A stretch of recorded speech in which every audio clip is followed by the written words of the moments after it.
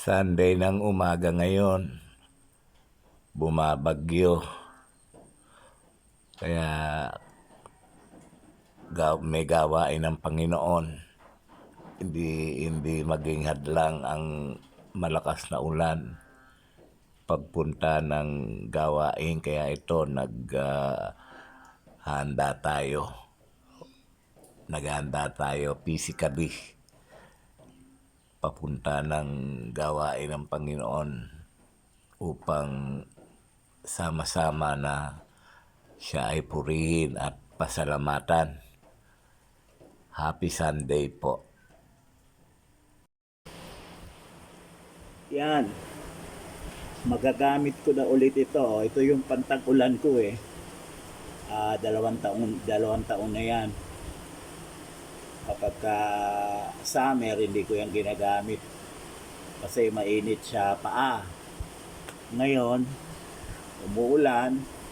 Tapos yung church, hindi sementado. Yung papasok doon na daan, yung right of way, panigurado at putik. Kaya yan. Ito yung sapatos kong ano lang yan, gawa sa goma, no? Yan.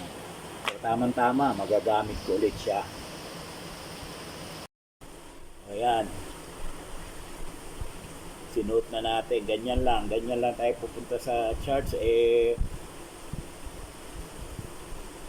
Umuulan. Talagang 1 linggo, di putik na doon. Ngayon, pagdating ng church, bago pumasok, hugasan na lang yung paa. Tingnan ninyo, ang lakas ng ulan. Madilim. Paalis na sana ako papunta ng church. Bumuhos pa ng malakas. Ayan, mahirap sumugod kahit na merong kang payong.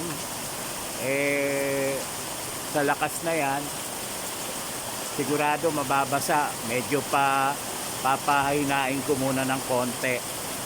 Ayan.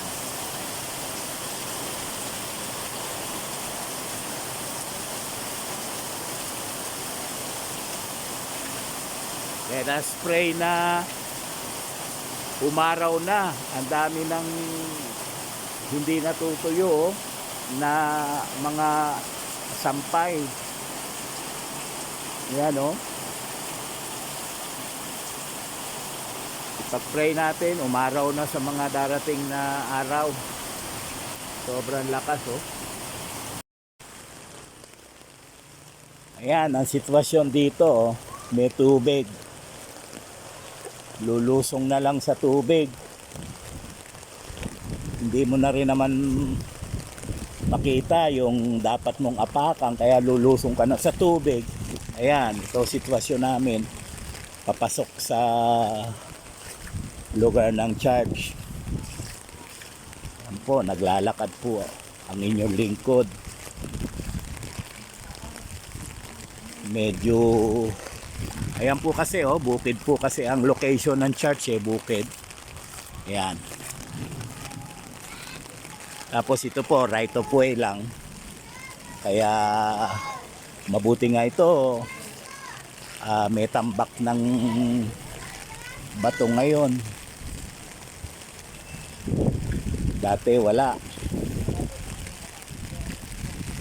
Kaya mas okay pa nga ngayon kaysa noon na talagang pagka ganyang panahon talagang putik na putik.